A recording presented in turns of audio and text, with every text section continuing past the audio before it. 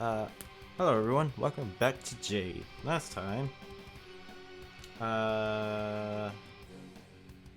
we woke up and found a body girl named Evelyn, who was a faunus. We got showed around Vale.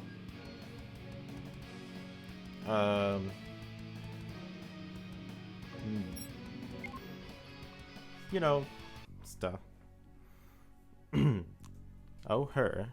She'd probably be able to clear this test on her own.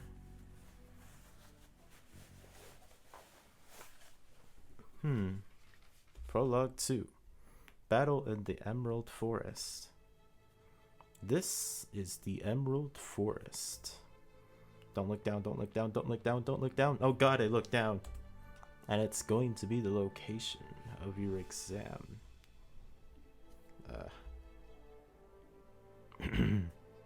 Oh, dang it. It doesn't work. Oh well. I guess I'm gonna have to hope and speak clearly.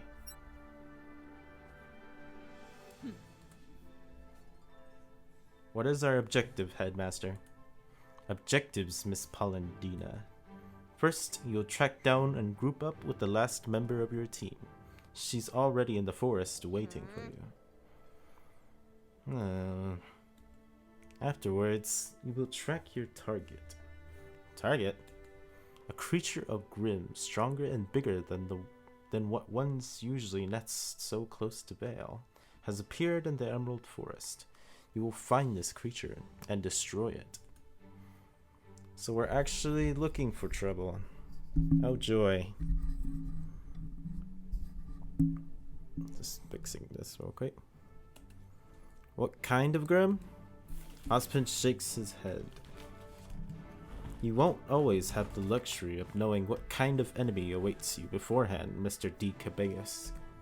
So we need to enter the forest, find our fourth and final member, track down this unknown Grimm, and kill it?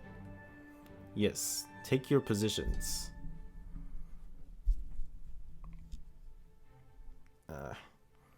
Miss Goodwitch points at 3 discolored patches of grass on the ground, motioning for us to come stand on them. I guess we're supposed to be teleported in the forest? Or maybe it's a slide? I hope it's not a slide. One last thing. As it's customary for Beacon, the first person you will lay eyes on upon entering the forest will be your partner for the next 4 years. But Headmaster, I thought what, Miss Polendina? Why is Penny looking at me like that? Nothing, Headmaster. And why is Evelyn looking at me like that? And to make things fair, you're all going to be launched at the same time. Oh no, he did not just say what I think he... You gray hair.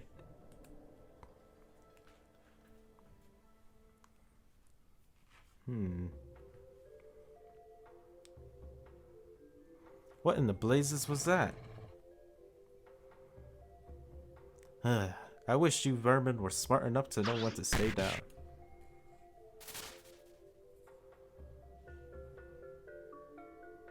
Now, I bet that was my male teammate.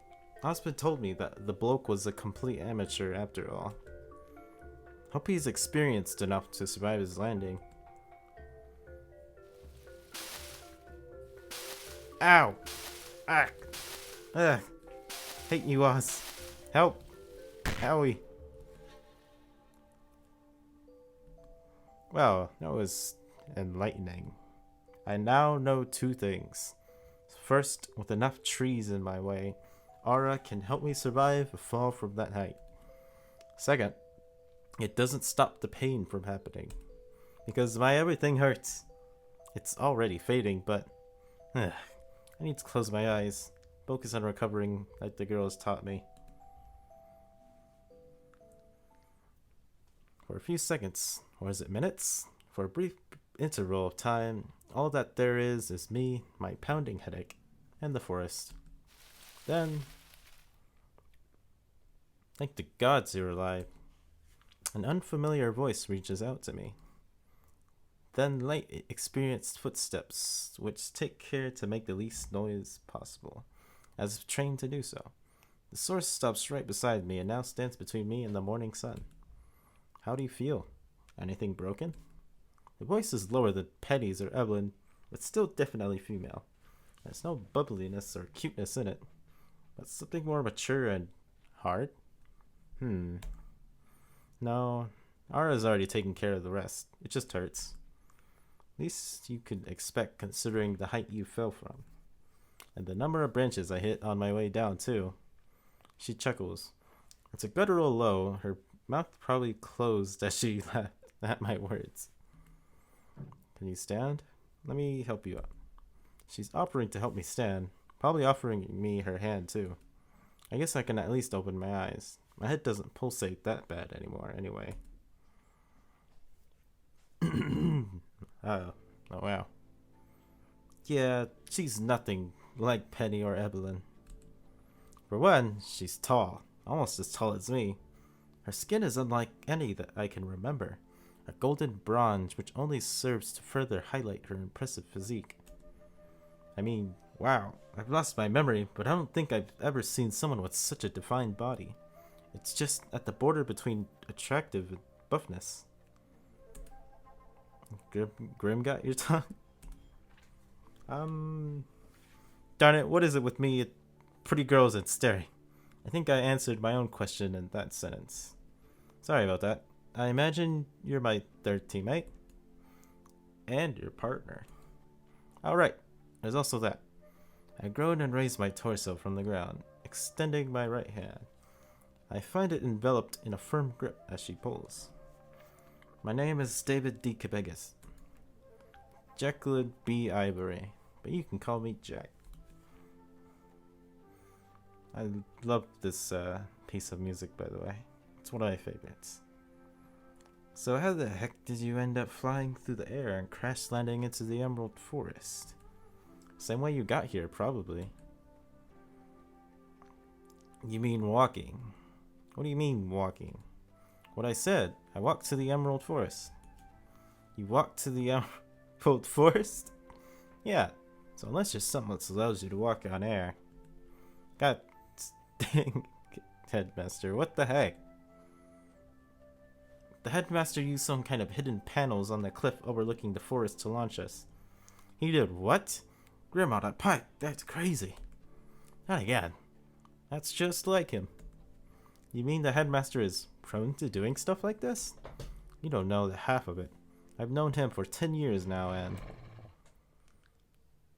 Uh-oh. I have never seen such creatures in my life, but a conversation I've had with Evelyn comes to mind. Made of shadows with a mask of bone and eyes of crimson. The natural enemy of mankind. Unrelenting, insatiable, with an exclusive appetite for human flesh or hate for human life. The creatures of Grim. You've never seen one before. As Jack places her right hand on my shoulder, I realize that I have been clenching my right hand pretty hard. My left hand was already grasping at the hilt of Janny's whip. I licked my upper lip, noticing my heavy perspiration as the pack of wolf-like creatures growl and slowly prowls closer to us. Scary critters, aren't they? They're a bit too big to be called critters, I think. Surely I'm stepping on my wire. There you go. Fall back on what's familiar. Relaxed enough so you won't freeze.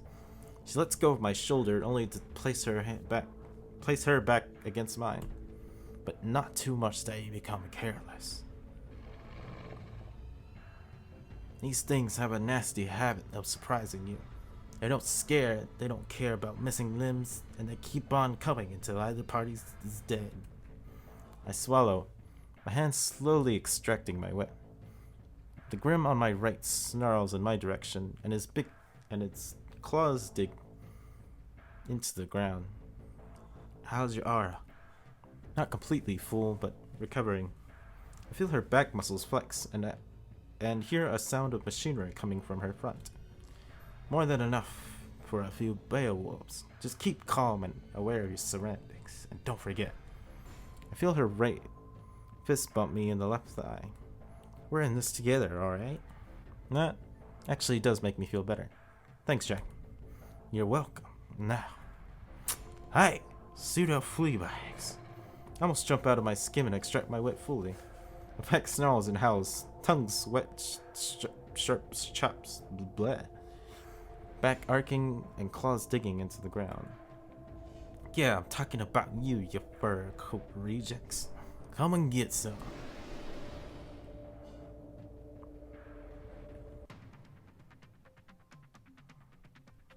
Alright. Monty Old sequence. Ow.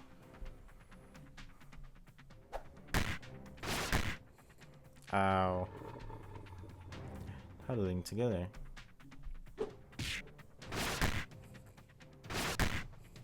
Oh. Okay.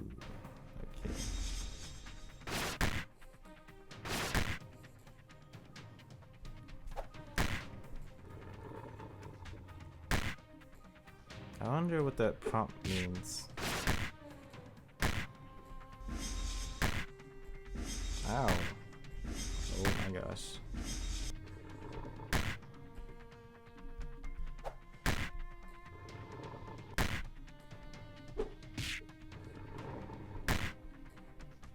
I think I can survive one more. Oh jeez.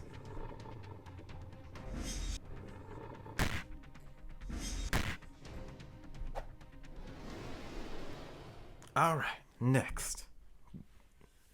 Oh wait. No next, mate. Oh, all of a sudden Jack is Australian. That was the last of them. Good job. That is in my way. There we go. What? I look around the clearing. It's now empty except for me, Jack, and a few black shapes slowly dissipating into smoke. My eyes widen as I realize that in the time it took me to defeat two of them, Jack dispatched the rest of the pack. Only for a moment, though. I'm a fighting amateur while Jack has much more experience than me. What is there to be surprised about? He broke free out of the freeze phase pretty quickly. Not too shabby fighting skills either. Oh, you're just saying that. No, seriously, you're way better than I thought you'd be. When Ospen told me you were a total amateur, I half expected I'd have to carry you to the gold brattle style. I had to make hunting down a grim pretty difficult. Oh, so that's what we're gonna do. And I should have gave this voice to that one cowboy character in Cobalt. Yeah, track down and destroy a particularly nasty Grim after. Meeting up with the last member of our team. Oh, hey, voice acting's back. Who, of course, finds David first and becomes his partner. Hi, I'm Penny. So that's what was on their minds. They wanted to be my partner. I'm sorry they got sad because of it, but I feel kind of happy knowing that. Jack, these are my friends, and you two, and your two other teammates. She's Penny, and the other girl is you. What? Penny, we meet again, murderer. Stop calling me that, or I swear to the gods. Now, what are you even doing here? Oh, didn't you hear your partner, Poisoner? I am one of your new teammates.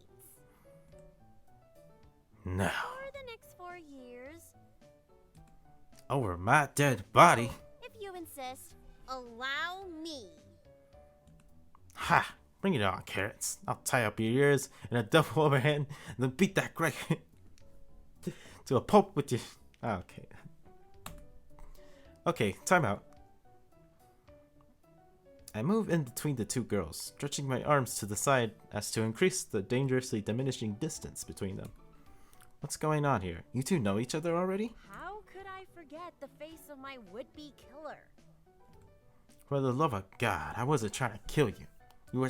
But you were certainly making me wish otherwise. You've lost the privilege of me trusting anything coming out of your mouth or made by your hands a long time ago. Ah, Be prepared to lose your trust and face them.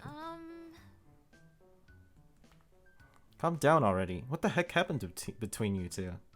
She insulted me. After you tried to give me food poisoning? What? Food poisoning? I'm sorry, but Not my fault. Your stomach can only handle carrots. Sure! The fault is in my stomach, not in your awful cooking. There's nothing wrong with my cooking. We almost botched a mission because I was too sick to even speak properly. Maybe you caught the flu or something on the way there. I'm starting to see what this is all about. But what do they mean by a mission? everyone, please! What kind of scatterbrain would get herself sick before going into dangerous territory? The kind who pairs magenta with green and red. It's my artistic vision. Yeah. Your artistic Will what? the three of you just pay attention to me already? That was loud. Sorry, Penny. What is it? Sorry for being rude, but I needed to. Evelyn, this blonde hair. Jack. You can call me Jack. Nice to meet you. Jack, it's a pleasure. What I wanted to say is, you and Evelyn are being awfully negative right now. Bollocks. Huh? Why are they suddenly We nervous? should prepare. We don't really have that much time. There's something coming our way. Evelyn and Penny produced their weapons. A set of identical swords now hover behind Penny's back, while Evelyn... Tonfa. She thrust her hands behind her back under her jacket, and when she moved them to the front again, two mechanical tonfas were attached to her wrists, pivoting in place twice before stopping in a motion parallel to her forearms. Oh jeez. Of all the places to meet carrots again. Jack just falls into a guard stance, bending her knees. There's no trace of weapons on her body, but then again, there was no trace of Evelyn carrying her tonfa either. If Ruby's scythe is any indication, weapons can have all compact forms.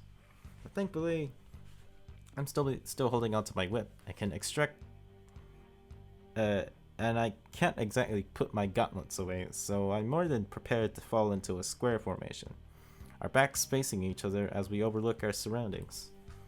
Evelyn, what do you hear? Quick footsteps, rapid but not heavy. And there's the sound of rustling leaves, but no destruction. Is it a single enemy? Yes, For the love of, what exactly did Ozpin want us to hunt?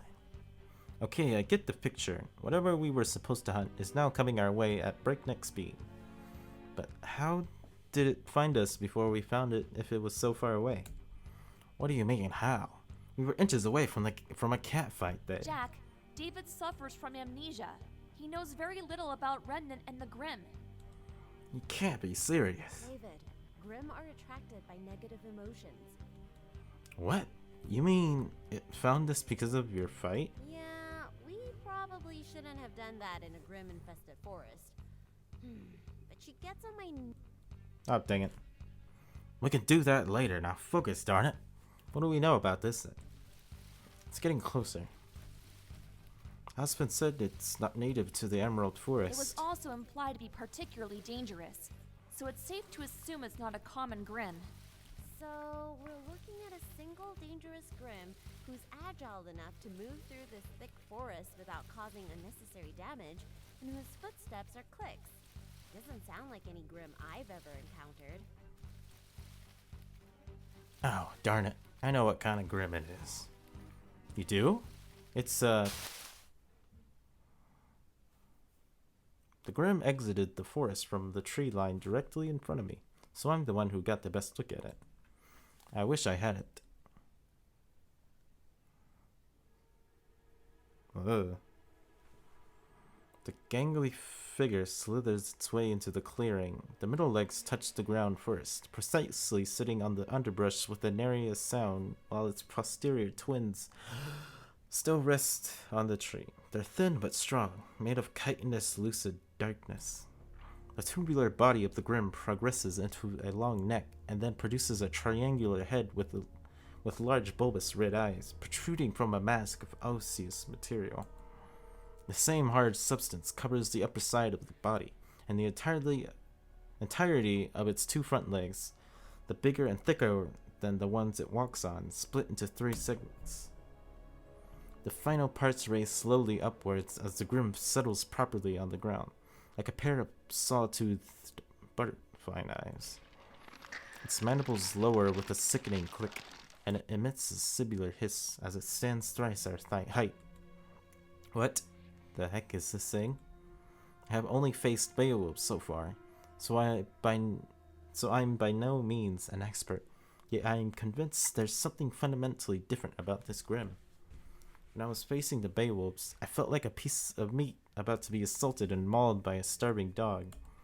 But with this thing, it tilts its head to the right ever so slightly, and my skin crawls. I feel sized up, like he's wondering which piece to carve out first, how to avoid killing me, to enjoy his meal without spoiling the meat. A terrible, skillful gourmet of human flesh. That's a wild lang. We've got to get out of this thicket immediately. We need open ground. I take a step back. It takes a step forward. There's a large glade to the north of here. One of Penny's swords makes an exaggerated swivel to point at the north. The wild lang bristles and clicks at us. Ew, ew, ew, ew. So creepy. But wouldn't the forest give us more cover? No amount of cover would do us any good fighting this thing. I wanted to ask why I was about to when the wild lang gives us the answer. It's walking backwards up the tree. His eyes set on us as its body shimmers with the refracted light of the sun, and then, in a few seconds, it's no more. The wild lang has gone from visible to translucent, to one thing with the forest. Oh. Let's get out of here. As we burst through the tree line, I hear clicks, moving shrubbery, and creaking wood from a few feet behind us. Our pursuer is foregoing its grace in the pursuit of prey.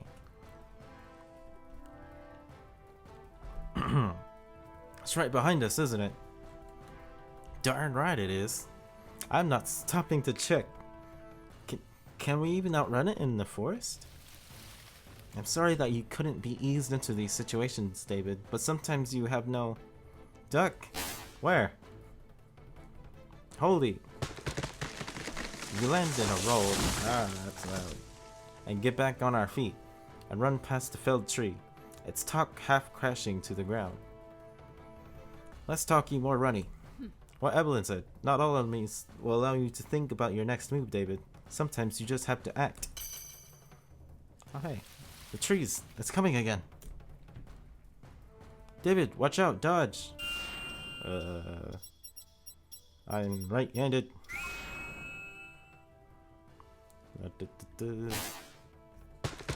Another tree falls victim to our pursuit. Better it than me, though. The wild lang's front legs are sharp as steel. Glad to have you still in one piece. And get blood on my best clothes. Only clothes. Remember, though, 99%, you only have a few seconds to choose what to do. How much further, Penny? 742. Watch out. My eyes widen as I see a tree a few paces in front of us start to fall on its side. The darn Grim sped up in front and tried to block our path. Jack hesitates but for an instant. We can't slow down. But, the cool way. Can we break through it? Way ahead of you. My eyes briefly catch the moment. The heavy-looking metal plates on the back of Jack's gloves raise and expand into larger rectangular blocks of metal, revealing four suspicious-looking holes on the front of each. Their purpose becomes evident as with each flash, one of the 8 muzzles an area on the falling tree breaks further, splinters flying everywhere. Jack's accuracy is uncanny, and the moment the tree touches the ground, the stress produces a large crack all the way through the trunk. Alright, now, allow me. Penny runs in front of the rest of us three, just as we hear the loud thunk coming from the top of the felled trunk. I'm not the only one with the slack jaw, as I realize that Penny has shoulder ram tapped the trunk out of our way. As we keep running, I notice multiple scratches appearing on the top of the trunk, as if the clawed creature was gouging into the wolves to keep its balance after something threatened to make him stumble. Penny, just how strong are you? Strong enough. As we tear through the thicket at breakneck speed, I realize I'm keeping up. Whatever guess the headmaster had about me is true. Penny and I have never tried to do something this intense during training, but my body is keeping up with it. Keeping up with my teammates. The glade is right in front of us. What's the plan now? Depends. How do you feel, David? I feel great. We made the right choices and always stayed one step ahead of our enemy. I feel fine. Don't worry about me. Glad to hear it. Listen up. The moment we break out of the thicket, turn around and fire everything you've got. Got it? I'm going middle. I'll aim high. I'm going low then. I may not be a good shot, but I can't miss aiming right in front of me. I'll join you, partner, when I count from 3. Hand goes from back pouch that Ruby got me when she bought all those crystals. I don't need to fish around since the only kind of dust I have in it is fire. With a small burst of aura, I feel the crystal shatter and disappear in my grip. The metal warms up and the creases of it and the black symbol coming alive with the red light. The frustrated Grim is hot on our tail, waving through the thinner sea of trees and crushing the smaller ones in its way, trying to reach us before we get out of the forest and it loses its advantage. Whoops. That's embarrassing. 3, 2, 1.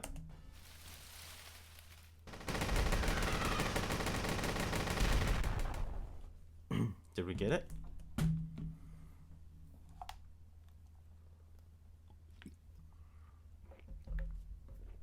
We got the tree line for sure.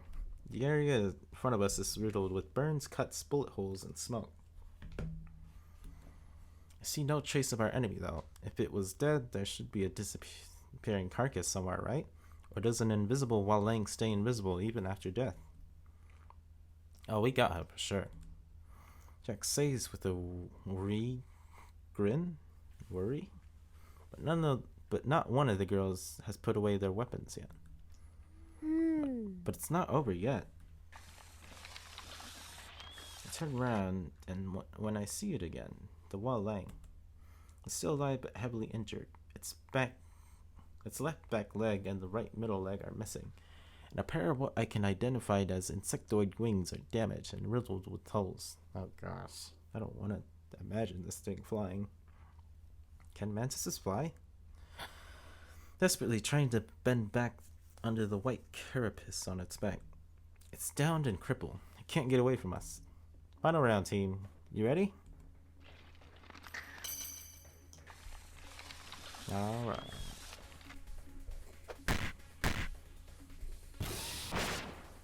Should probably be paying attention to damage to see who's good at what.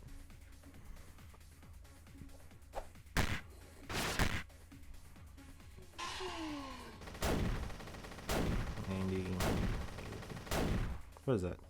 360?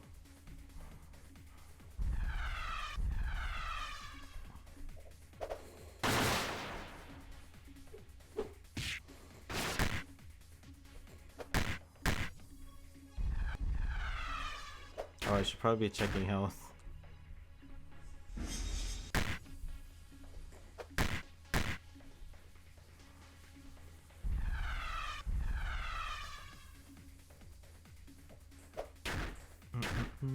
Oh yeah, Monty Holmes sequence. I forgot to say that.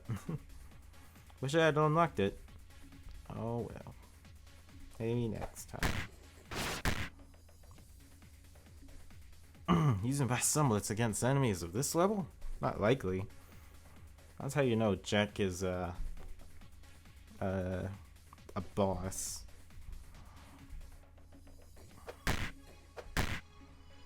I do not wish to reveal my semblance without a good enough reason. I don't think it was ever revealed what Penny's semblance actually was in the show. Was it? I could be wrong. Now, that's a secret. Alright. It's stumbling. Ebola, now. Penny, give me a boost. Affirmative. David, its arms. Got it. My whip snaps through the air and wraps around the Wallang's natural weapons. With muscles powered by aura, I pull it taut. Evelyn slams her fists together. The tompas on her wrist connecting as they let go of her arms. The sides of the tompa produce 2 halves of a blade each, transforming the contraption into a bladed staff, which she grabs out of thin air. Faunus crouches and then Evelyn pirouettes through the air and lands on Penny's outstretched hands. The ginger shifts Evelyn's weight on her outstretched legs. Her hands shifting closer and closer to her chest under Evelyn's jumping momentum. Evelyn's quadriceps bulge, and strain against her suit, and the earth cracks around Penny. Must be Faunus genetics. Penny pushes forward, and Evelyn blasts off. Oh, that is how you make a ruby weapon. Tonpas, which are guns, which turns into a staff. And that takes care of it. Evelyn stands up, and her crouched position and separates the bladed staff into 2 tonpas. Again, before sliding them back into her jacket, where they disappear. That was incredible. But Jack, how did you know Evelyn could do that? This is not the first time we've fought together. As much as I hate to admit it, she's terribly good with that weapon of hers. Alright, they did mention some kind of mission they went on before. Still, good job, David. Penny. You reacted to our cues quickly and efficiently. That was great teamwork. For real? I've never worked on a team before, so I thought. Penny, you were incredible. More than that, spectacular. Your aim was true and you didn't make me lose any momentum. It's like my legs were pushing off solid metal. It was no trouble at all. I have a particularly deep knowledge of momentum and forces of action reaction. And high physical strength. I'm no slouch, but darn, you're probably stronger than me. She gives the best hugs in the world, that's for sure. We're gonna need an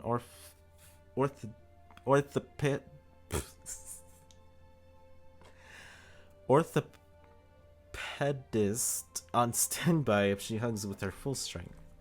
I can't help but laugh. A good, boisterous, long laugh that makes the last vestiges of tension leave my shoulders. We did it. We survived the initiation and passed the test. Well, it seems congratulations are in order, children. Headmaster Ozpin, you were watching? Not this closely all the time, but did you really think we would let 4 children enter the forest on a dangerous mission without supervision? Yes! For all you know, you went all the way to Mistel to get a Wallang just to make this test more difficult.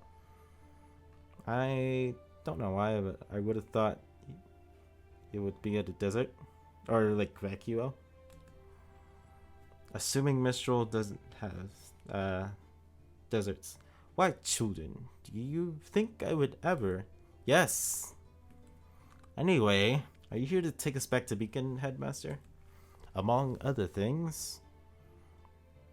The Headmaster turns around and points to the ruins scattered throughout the large glade we're standing in. The Emerald Forest was once home to a flourishing civilization. It could be considered a precursor to modern Vale. But like civilizations are wont to do in Remnant, it fell. Those that came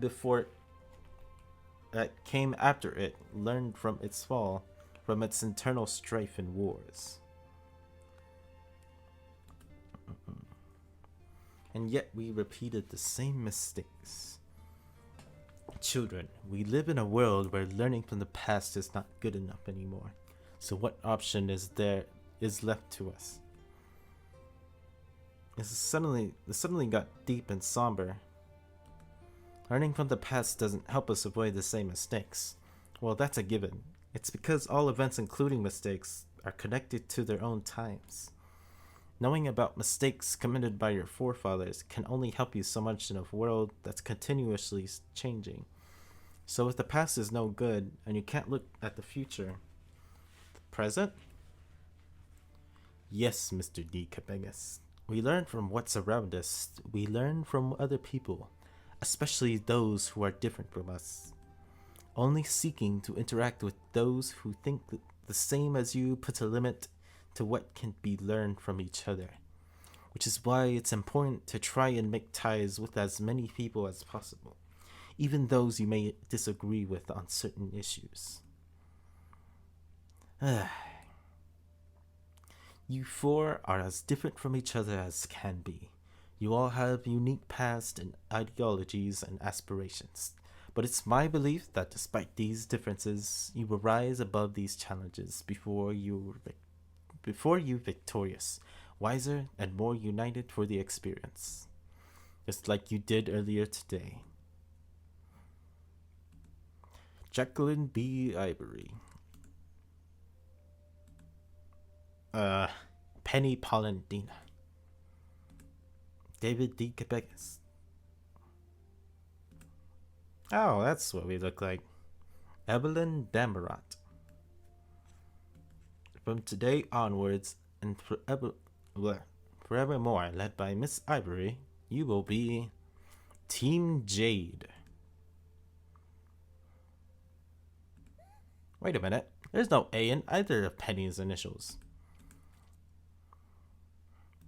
And no one bets an eye. Oh, right. Roll credits. Alright, this time, for sure. Yes! I've conquered you, Necktie. It's the morning of our first day of class at Beacon. Today, Team Jade, even though there's no A in Penny's initials, joins the academic life.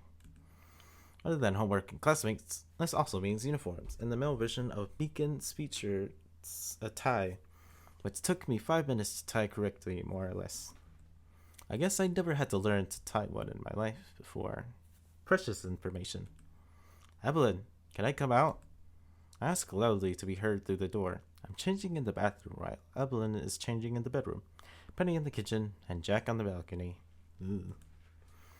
Now, one may wonder why each of us is in a different room. Well, I'm a guy, so it's a given. Penny also claimed the kitchen before anyone could ask why. And Evelyn and Jack, yeah, I don't think those two are that comfortable around each other yet, unless it's a battle. And Jack lost at rock, paper, scissors.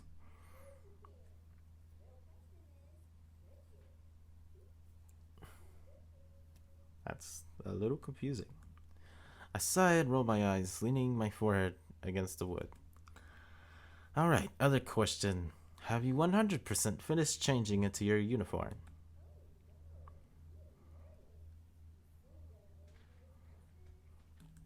Evelyn. Oh, screw this. If she's still not finished, I give her plenty of chances to tell me. I'm coming out.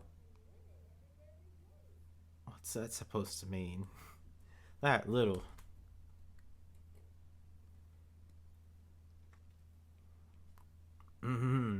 Well, she's dressed, but now I have another problem. How many words can I use? The way the uniform hugs Evelyn curves is...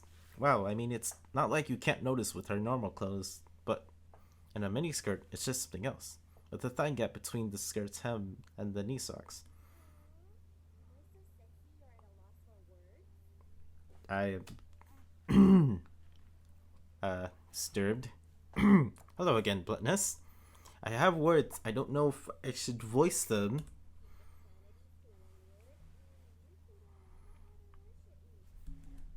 haughty, are we?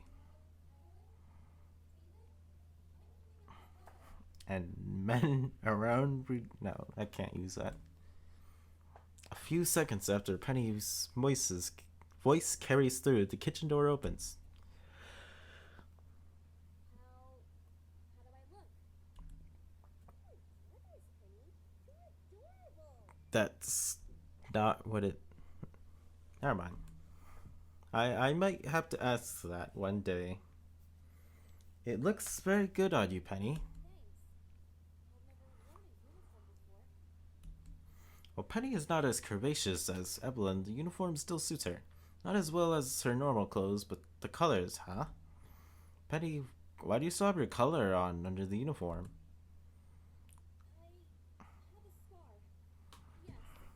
Positively ugly scar that I wish to keep hidden from sight at all times.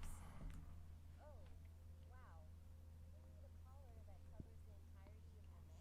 Must be a pretty big scar. I'm sorry. I didn't mean to pry. Oh, I don't mind. It's perfectly fine. Huh? That's a surprisingly chipper reaction.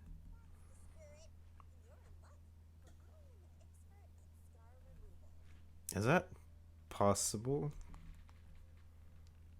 You are? I am. I can prepare a salve that periodically apply makes Okay, is that fact or is that just remnant talk? I'm coming out. Please do come right outside this very instant, Jack. We're awaiting your reveal with fervent curiosity. That was not subtle at all, Penny. Subtle? But didn't she say that her scar doesn't bother her? Oh well, now I wonder what the uniform looks like on Jack.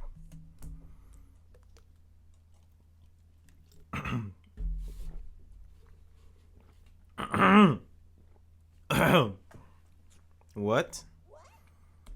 Jack? Hey, what's wrong with the three of you? Did I get the knot wrong? No, it's perfect. Jack, that's the male uniform? Huh? Yeah? Cause I don't like skirts? Bloody heck, does it look that bad on me?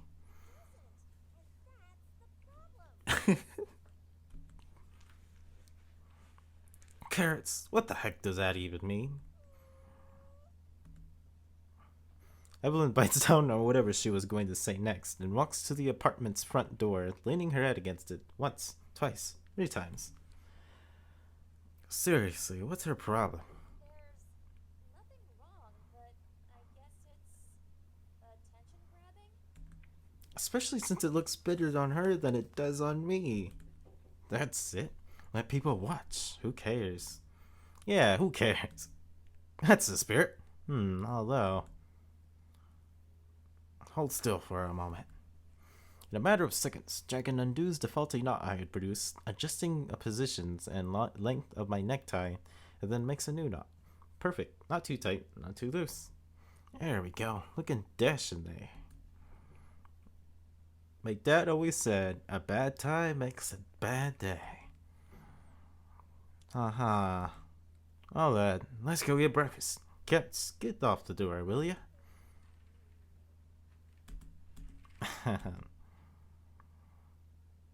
Come on, partner. Most important meal of the day.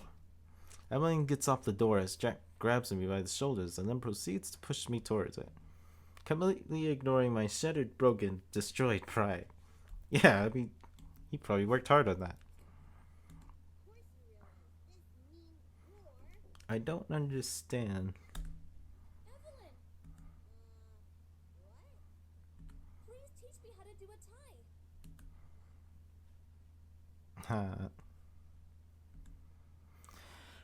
I just realized I've never been shown around the school. You remember where the mess hall is, right? I do. Darn, I've never seen so many people all eating at the same place. Me neither. The school was mostly empty in the last few days. And on Saturday and Sunday, we didn't eat here. Well, knowing I'm not the only one who's never lived in the school, life makes me feel more at ease. Sharing the pain and all that. What? You've never attended an academy? Never ever, partner. But you're so strong. Flatterer. You haven't even seen my semblance. Ooh, I guess that means if you haven't attended a combat academy, you must be the main protagonist. I don't know. Oh wait, I haven't attended academy, so I must be OP and the protagonist. I have to call bull. You obviously all been trained in combat, or am I on a team with 3 fighting savants?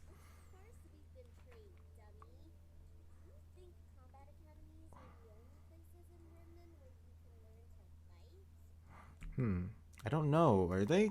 For all I know, they could be. Oh, right. You're missing memory. There are other venues available for those who wish to learn the art of combat on Remnant. Retired or injured hunters can take apprentices, and there are non-hunters versed in the workings of aura and dust living outside of the Four Kingdoms.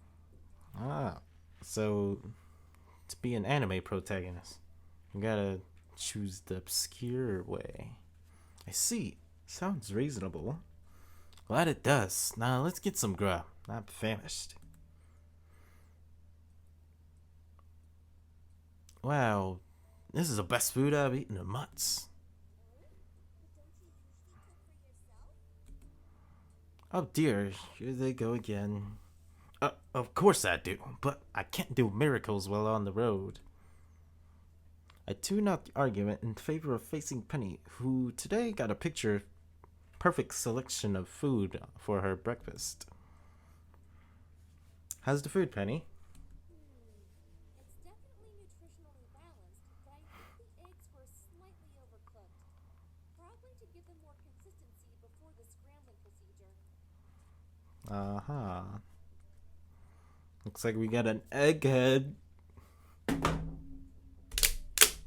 You know, a simple good enough would have sufficed. But it wouldn't have been a sufficiently informative answer to your inquiry. I can't help but laugh at her honest worry about my possible lack of knowledge about her breakfast. Thanks for the concern, but I was just trying to make small talk, Penny.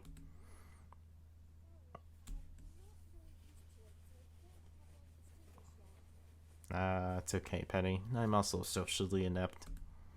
Oh, it's fine. To be honest, it's kind of cute. Oh, there she goes, like clockwork. What? I have no idea what you're talking about.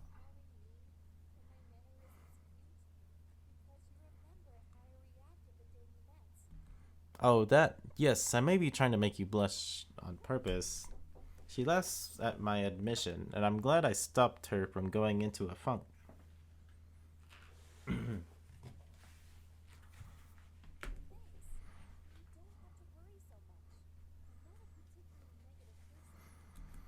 But you made such a kicked puppy face. It was just a little communication mishap. Why does it get you so down? Penny, everyone, good morning. Ruby, good morning. Thanks, but enough about me. You're wearing the beacon uniform. My eyes widen as Ruby suddenly flings herself to Penny's right to hug her, and manages to sit properly while doing so. That's impressive. That means you've passed initiation. Congratulations. After an instant of uncertainty, Penny returns the hug with the biggest smiles on her face. Ah, oh. Oh, hey, Evelyn. Is that your 4th? Why is Ruby staring at Jack like, oh, right. You're a girl, right? Well, it's not an awkward question, but Jack seems to be taking it in a stride. Sure I am. The name's Jacqueline B. Ivory, but you could call me Jack. Oh, thank goodness. I mean, you're so pretty and your hair is so long. I thought, of course, she must be a girl, but you also have the male uniform, so I got confused. Ah ha ha. It's alright. I guess I'm the only female student who wears the male uniform. As far as I know. But seriously, it looks better on you than the guys. And she knows ties better than me, too. That's because I used to do it for my father growing up. It just takes practice.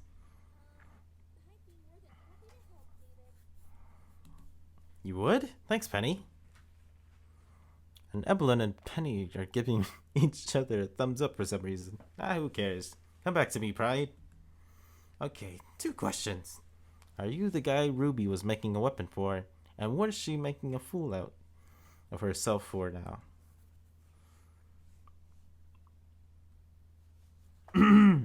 Another girl has now approached our table and she's... well, to be blunt, she's everything Ruby is not, if I had to make a comparison. Ruby is petite and has short dark hair. This girl is very tall and has long golden hair all the way to the middle of her back. Looks like she's slightly taller than Jack, maybe? I know some of these heights correspond with the characters. Ruby is, well, she's petite in more ways than one. The blonde girl is, wow. Evelyn's are bigger anyway. Wow! Also, I think me and Evelyn saw her spar in the amphitheater with another girl a couple days ago. Yang, I wasn't embarrassing myself. I was asking a completely legitimate question. Wait, Yang? Wasn't she the one who... So she's the girl who used common sense on you? Oh my god, she actually said that out loud? David, that was supposed to be private. It was? Yes. Why didn't you tell me? What do you mean, why didn't you? Oh, right, you don't know Yang. Well, that's a deja vu. A crime, or like it. Well, I'm Yang, Ruby's teammate and older sister. Wait, what? Older sister? Yeah.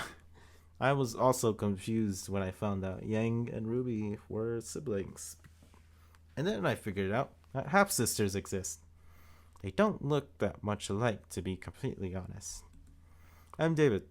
And yes, Ruby did make my weapon, and I will make sure to repay her.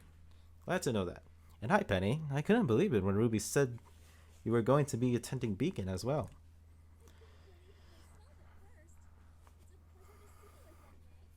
That makes me think, if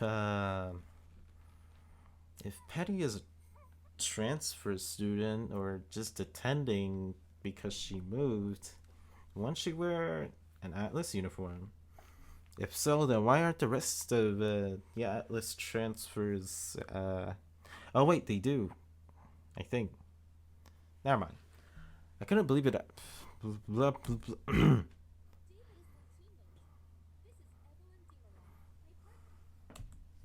Hey there. Hey there yourself, Evelyn Damerat.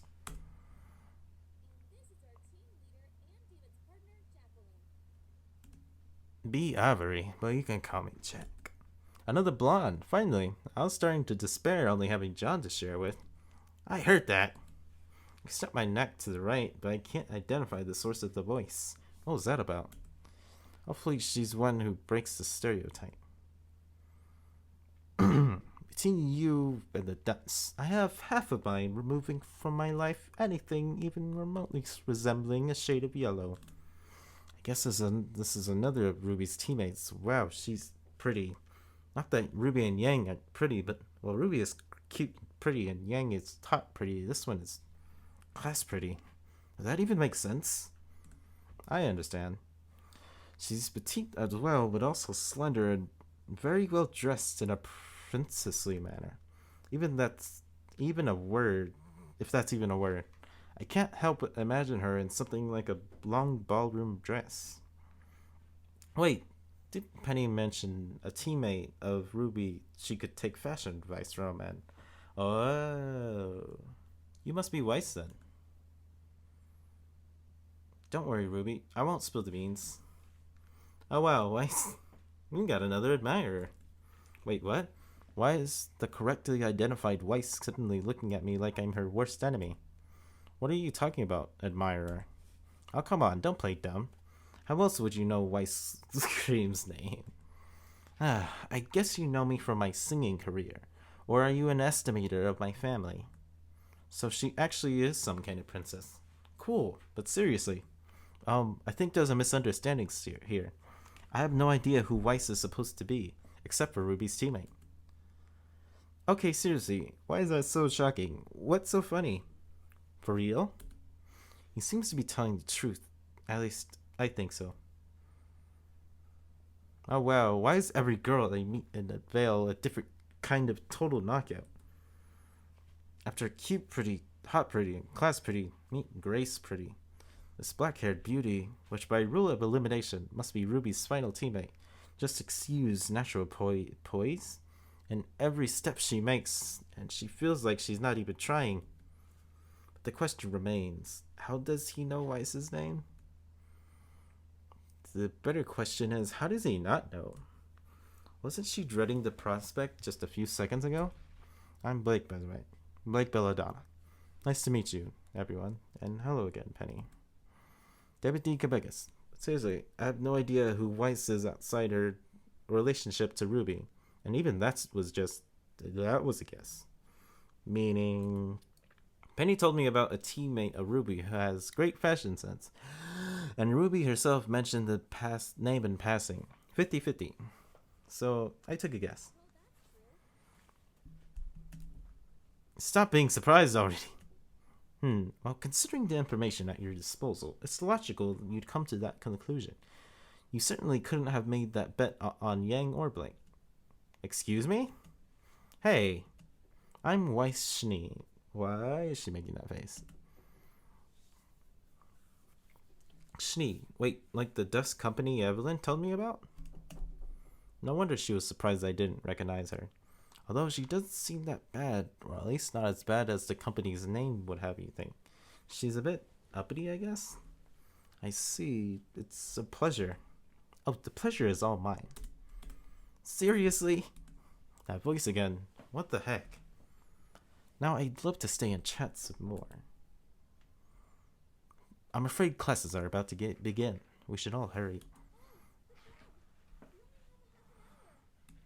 I'm sure we will see each other during classes. Have a good day, and I can call you David, right?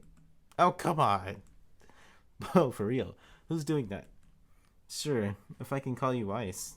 Absolutely. Have a good day, David, everyone. And there she goes, Blake and Yang hot on her tail, probably for an explanation regarding that fashion sense comment. This is unfair. Do you have any idea how long it took me to get Weiss to be friendly to me? What's your secret? Ruby, I haven't the foggiest idea. This isn't over. Not by a long shot. And that's 4. Well, that's a weird team.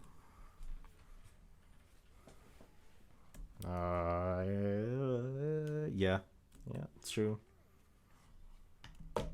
Considering what you told me about her family's company,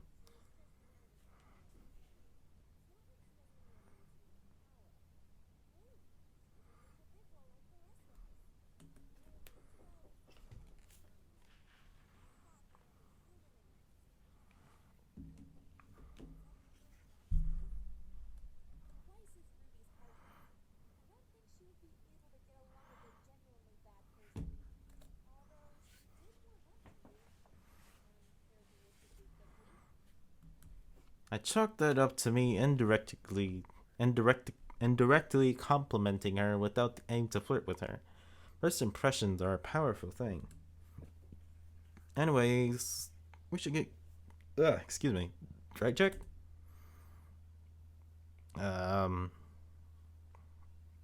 Jack? Yes, she seems like a nice girl. Her arms are gripping her elbows quite tightly. She's staring at nothing. Can she even hear me? Partner? You okay there? It's nothing, David. I'm sorry. Let's go refresh ourselves and then to class, alright? Was it something I said? I really don't know, Penny.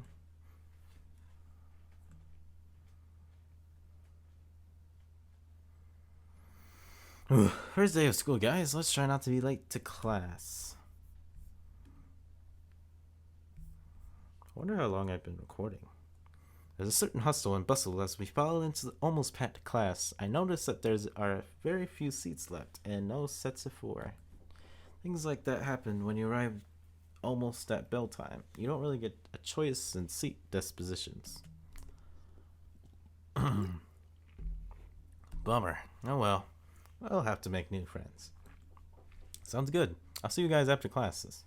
I look around the classroom and notice an empty seat at the far right of the row. I sit myself just as the class falls silent, which I guess means to pull up. A slight rotund man on the short side stands in front of the desk. In the middle of the classroom bottom area. He sports a finely trimmed mustache and wears mostly burgundy, my favorite color. Trudred, I welcome you back into these halls. Porter hasn't changed at all during break. Seems like Ruby and her teammates are sitting a couple rows behind me. Professor Port, huh? I hope you use these weeks to relax, catch up with family and friends left behind, because from today on, we're getting back to familiar sides with our prey.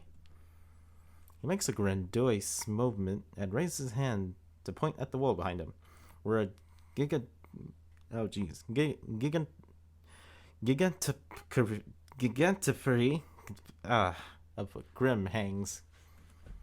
For our enemy is restless, relentless, and always up for feasting on our scrumptious human morsels. Even in the comfort of our homes, even in our most private moments. Ominous. Why, for example, I remember one time, I almost jump out of my seat as a large portion of the class lets out a collective groan. What the heck? There I was, deep in the enemy territory, having just felled a particularly strong adversary. It was a long and hard-fought battle, but that story is for another time. Thank you, gods. I was so satisfied with my catch that I decided to help myself to my guilty pleasure. A fine blend vacuum tea. Oh, I just got British for a second. A boiling kettle and I'm losing my port. Whistle later, lo and behold, I was about to enjoy my piece of nirvana. Okay, I think I'm starting to get an idea as to why why the groans. But alas, soon a new enemy appeared to chastise me for my mistakes, even though my immediate surroundings had been cleared by my own hands and opals swooped down from the sky. While the story sounds kind of interesting, his storytelling ability is, well, quick my hand went to my weapon, swiftly holding it up to shield myself from the beast. Ugh. I hope this doesn't go on that long. Stumbling but not knocked down to the ground, I flexed and pirouetted up in the air, my mighty war axe swinging. Lo and behold, my enemy was defeated and faded at my feet. Oh my god, that went on for almost the whole lesson. Now I understand why so many people dreaded story time. I mean, there were a few interesting tidbits here and there, but it was mostly purple prose. Prose? I don't know. That experience taught me a valuable... Is that right? That experience taught me many valuable lessons. I guess it's just fancy talk, which I saw to fit to share with you today. Darn it, we're actually supposed to be paying attention? If he's not a sadist and made it difficult on purpose, he needs some serious work on his public speaking. Let's see, what could have been an important point in that story? The professor mentioned that he had cleared out his immediate surroundings, which meant that since he was alone and not in a negative state of mind, Grim had been attracted there by something else. Was the lesson about the grim sense of hearing, Professor Port? Indeed it was. Very observant, young man. Ah, score 1 for Team David. The opal is a grim shaped like bat that, just like their animal counterparts, they have bad eyesight but incredible hearing, and locate their prey with echolocation. Even from afar, the whistle of my kettle has attracted it like a moth to a flame. And if I hadn't been keeping my weapon by my side, I would have died with his burst attack. Always have your weapon at hand when in a hostile environment, children. You never know when you may need it. Alright, my port tends to fall apart if it goes on for too long, which is ironic. Alright, that sounds like something I should make a note about. Our Grim knowledge increased by 5. That's all the time we have for today, children. I encourage you to review and possibly deepen your knowledge about opals. Have a bountiful day. Well, hi, Famish. Let's find the girls again and... Shoot, you're telling me we were actually supposed to pay attention all this time? Will you pipe down? And of course you were supposed to pay attention. You're in school. I'll go out on a limb and guess that Professor Post's classes have never had that much participation from students. Okay, how much longer? What time is it? Oh, jeez. Penny, seriously, what's your secret? I feel so sluggish. I have no idea how I kept awake through it all. I guess I'm just used to listening to long speeches. My father has a habit of going into his own little world and muttering out his thoughts. Practice makes perfect, huh? I have no desire whatsoever to practice enduring that. For once, I agree with Evelyn. I'm glad that's over and done with. So, what did you want to do this afternoon? I think I'll go into Vale. Want to inquire about that part-time job? That's the plan, yes. I also thought about asking about helping in the kitchens like you mentioned, but they said to come back tomorrow. Well, I'm at it. I guess I'll go check the shops in Main Street and see what they have for sale in the chocolate and cookies department. Do you want company, David? Nah, that's okay. And I have the sneaking suspicion that you tried to dissuade me. I will be awaiting your return then. And remember that the last bulkhead to Beacon is at 10 p.m. I happen to be missing. Do you just stay in the streets? I'll keep that in mind. See you later, girls. Later, partner. Alright. Please keep one to the side for me. I'll pick it up by the end of the week, I swear. Sounds good, but are you sure you want this brand? It's pretty pricey for a student. I know, but I need to do at least this much. You either got a lucky girlfriend or she got you whipped. And that's my cue to leave. What? Right. Good evening. Phew, that was getting a bit too personal. Although he's probably right. People don't usually go all out in presents unless it's a special occasion. But considering the debt I owe to Ruby and Penny, it might as well be. Anyways, that's settled. I need 200 lien to buy that box, so now it's my time to inquire about that part-time job. What was the place called? From dusk until dawn?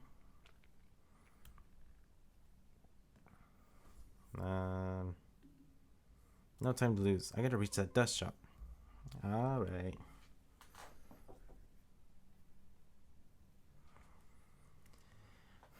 Good evening. Welcome to From Dusk Until... Voice at my head. Welcome to From Dusk Until Dawn. Hello. I'm here to inquire about that part-time job.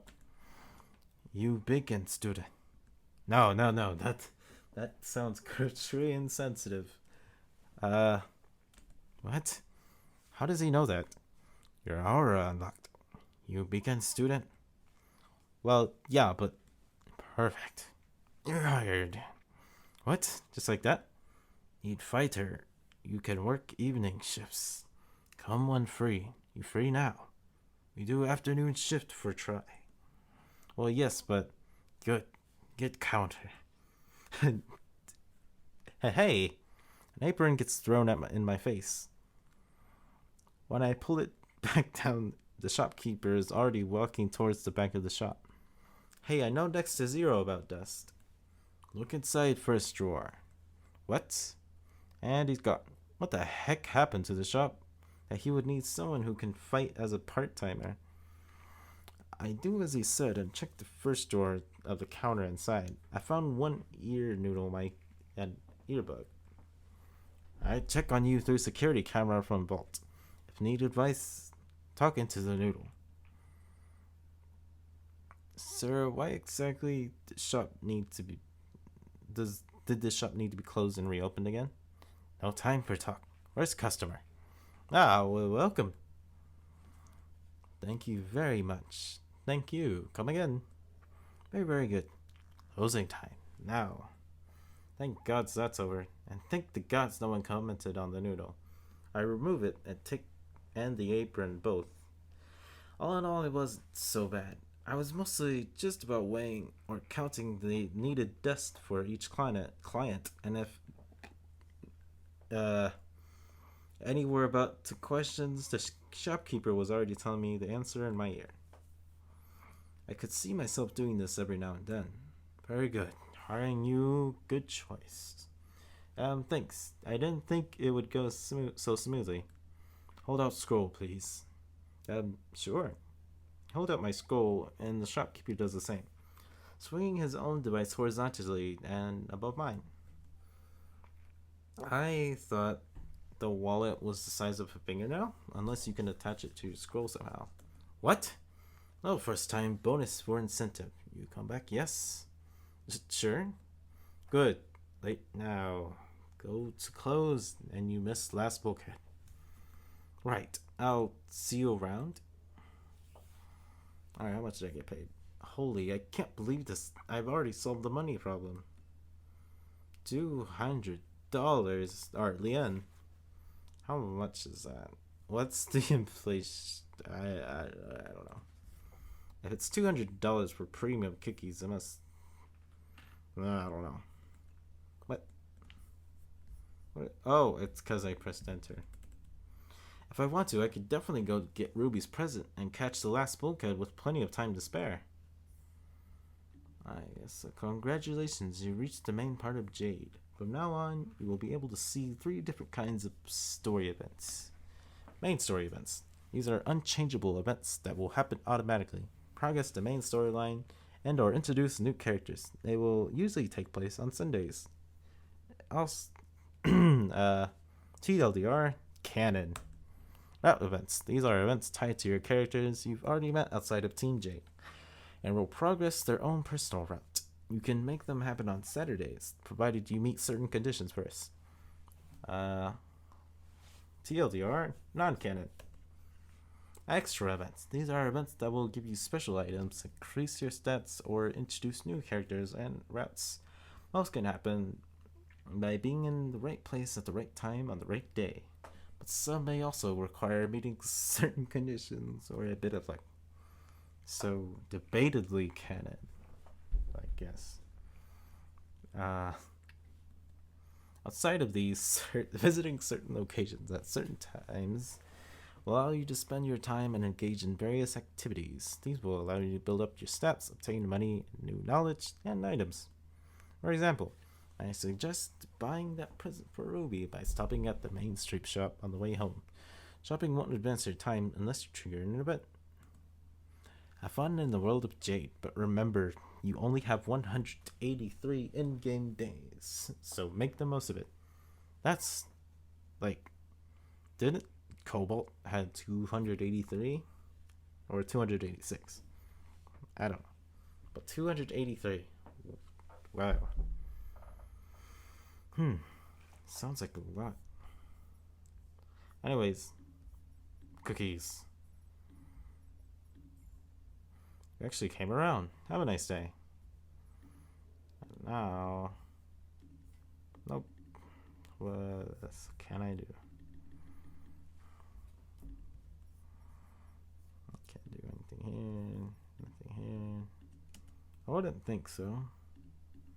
Oh, hello, David. How are you acclimating to the school? Good enough. It's a big place. I just hope I will be able to catch up with everyone else. The will for it is it is a first step. I'm confident you will be a more than capable student. What can I do for you, David? Nothing right now. Thanks, Headmaster. No.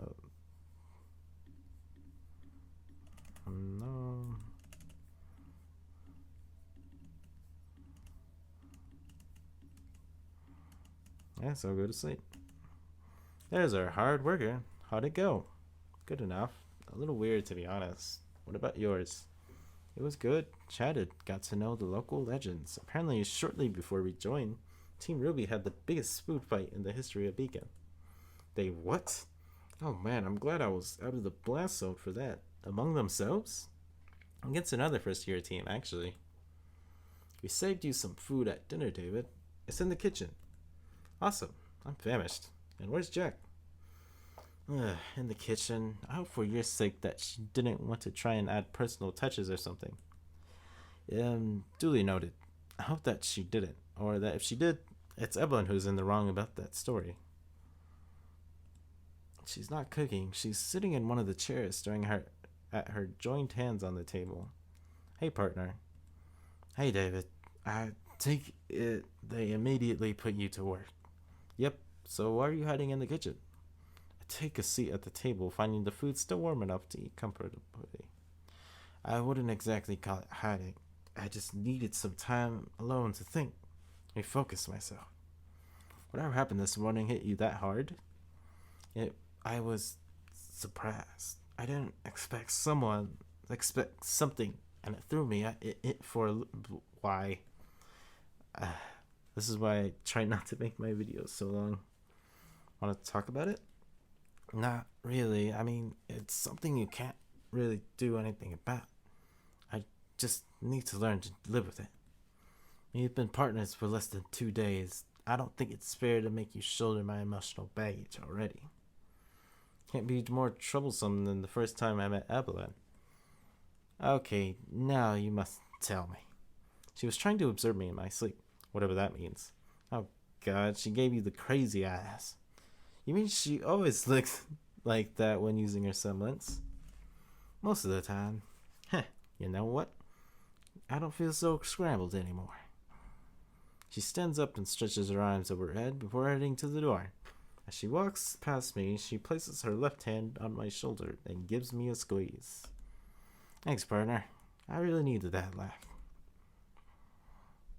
It seems like every member of this team has something worrying them deep down. Me and my past, Penny and her hidden side, Jack and this baggage of hers. Well, maybe except Evelyn. So far, she's only been bothered by not being able to tell us about Jack beforehand because she wanted me and Penny to make her own opinion. I wonder, what is it that worries her? Good questions. Maybe I could start by keeping a diary in my scroll. There's so much stuff coming at me, I could help put it in perspective. Good morning, Sleepyhead. Hey, I woke up on time. You're just an early riser. Tuesday. Day 2. Oh, jeez, I had... Oh, wait, no, I don't. I just need to... Wait, day 2? I missed a day?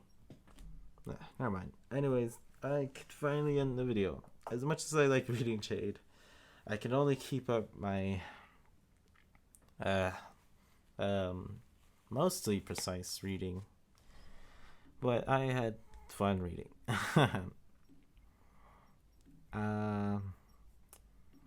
Enjoying Jade as much as I did before. I wish I could experience it blind again. Support all these people.